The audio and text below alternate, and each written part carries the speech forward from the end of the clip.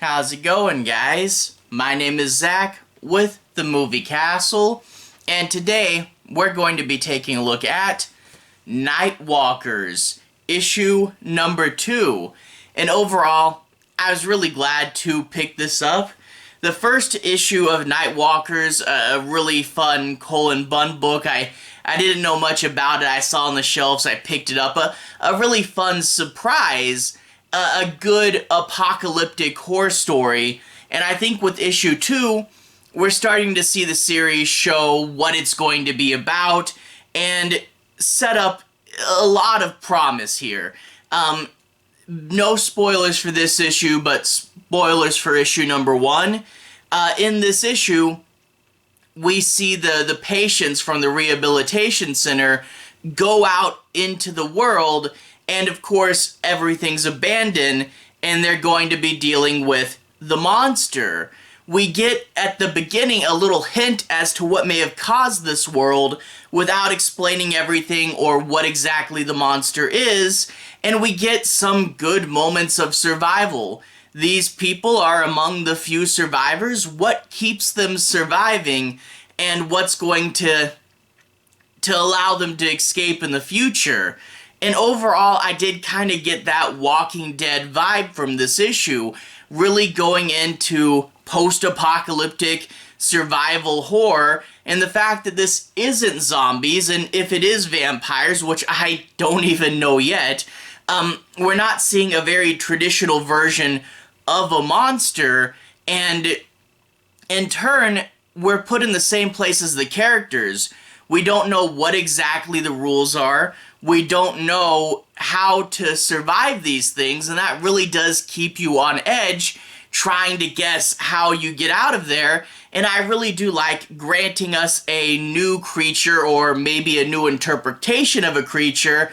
It really does lead to that horror of, how do I survive? Which is what survival horror really should be about. And also, with all the side characters, you don't know which one's gonna get picked off, and you don't know the whole group super well. You know your main character, but no one has stood out so far as, oh yeah, that person's gonna survive. And really, out of her friends, you don't know which one's gonna fly off at any minute. So you gotta wonder, there's a mystery with the creatures and the main characters, and if the main character is tied in some way, and you don't know what the creature is or who will survive, how to survive. And I think that is a good, intriguing mystery and really amps up the tension for survival horror. And I really did like the first one, but with issue 2, we are seeing the book step firmly into its path and saying, this is what the book's gonna be about.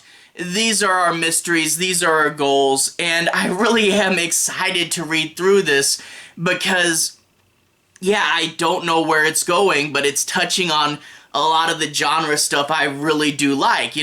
Cullen Bunn, a really great horror writer, and he's really given us something. Now, I know a lot of indie books tend to only go for like 1 volume, 4 to 6 issues, but if somehow this does become a longer running series, like I said, a lot of indie books don't go that long, but I would love to see this go on for a long time. The Walking Dead ran for 4 compendiums. A good post-apocalyptic survival story could go for a good while, and I would love to see this run for a fair bit. So I'll see what's up with this in the future, but overall, issue number 2 was definitely a good step moving in the right direction, seeing what this series is gonna do. I really did like it. Anyway, if you guys want to see a little bit more of this book, take a look at the physical release, take a look at some of the story and the art. I won't be doing any major spoilers, but I will show you guys a little bit of the book. Anyway, let's switch to the close-up camera. Alright, here we are inside the castle, taking a closer look at Nightwalkers, issue number 2. Let's go ahead and pull this closer to the camera. The really cool Source Point Press logo, the mature rating, And the credit line here, I really do love this cover as well. The nice title with the moon above it, and then we get to see that the main character's world has literally been turned upside down, and as, you know, this goes off into, I'm guessing, a mountain range from this perspective, we can clearly see from this perspective that it is a pair of fangs. Really cool. Love the sort of black, white, and red motif these covers have going on. And the inner colors of the book have a similar motif. There is other colors, but it does focus primarily on these three. Really cool. The back, once again, is the Source Point Press logo with the cover from the front fitted into it. So there she is, there's the moon, Source Point Press. A cool back, you know, a little fang sticking out there. But anyway, 002, issue 2, 1/1, cover 1, printing 1, and $3.99 standard modern comic price. And if we flip it open, we get Nightwalkers, the thing with her and the blood from issue 1, written by Cullen Bunn, art and cover by Joe Bocardo, and the colors are by Colin Johnson. I hope that, you know, as eventually when the story goes along, I hope we do get a previously on section here. If this story goes on for a while, I might start to need it. You know, a month between these books, it really is helpful. So hopefully we get to see that there. But anyway, after that we get the story proper, and I do want to emphasize again, I'm not going to be doing any major spoilers. I do want to say my piece on a few plot points and make sure you guys have a basic understanding as to what the book's about. But I'm not going to go anywhere near the end, and I'm going to try to save a lot of the book's cooler moments for you, but I do want to give you guys a little peek in. We open up with this cold opening. We see the hand, and they cut it, and blood comes trickling down from the hand, and we get to see what exactly is going on here. There's a priest in some mysterious underground tombs, and he's giving the statue blood in order to appease it. And we get to see this girl, and eventually a whole cult behind her, saying, "You're appeasing this, but this is really a prison. It's you keeping whatever monster this is in check, and we're here to let it out." So this is probably the igniting spark of the story, but who exactly is this girl? I thought, you know, her face is kept in shadow a lot. I thought maybe it was supposed to be the main character. The main character does have an obsession with blood, but if it is her, she doesn't know about it, and that's because we get this page where they're walking through the night, and one of the girls says that it's probably a demon out to get them, and she says, "It's as good an explanation as any. We all brought demons with us to the center. Maybe one of them became flesh and blood." So with that line here, we know that she doesn't know the cause of the monsters. She's talking in her head and would have no reason to lie to herself. So if that was her from the beginning, she doesn't remember it. But I'm wondering if it's going to be like her mother or something. I don't know. So I am curious who that girl from the beginning is, what exactly they let out. I know there's going to be more to it than that.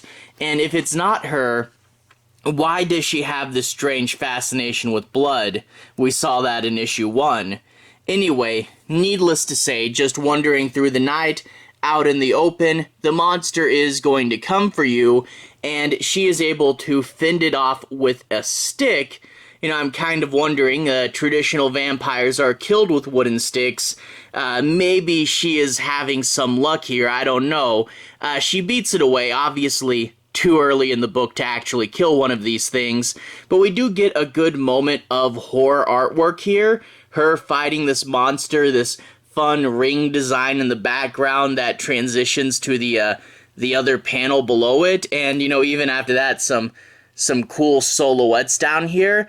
This action scene is done pretty well, but I'll flip past the rest of it because I don't want to spoil who lives or who dies. But needless to say, fun and gory.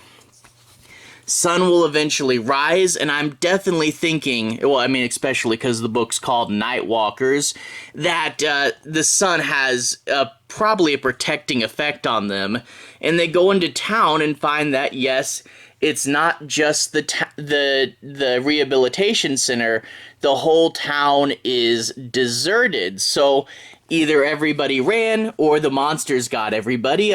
Either case isn't the best, but we see them, a fun scene of them exploring the town, gathering supplies, classic survival horror stuff, and they decide to go into this sporting goods center to not just get supplies, but hopefully find a safe spot to spend the night. And while they're asleep, remember we had that fun dream sequence from issue 1, here we get these roots kind of coming out of her sleeping bag, and she has a sort of nightmare sequence with this doctor, and he asks her why she does the drugs, and the answer that he wants turns out to be simple: because I'm an addict. And needless to say, the dream sequence gets a little more horrifying after that. But will they be safe in the sporting goods store, and how many of the group will manage to survive the night?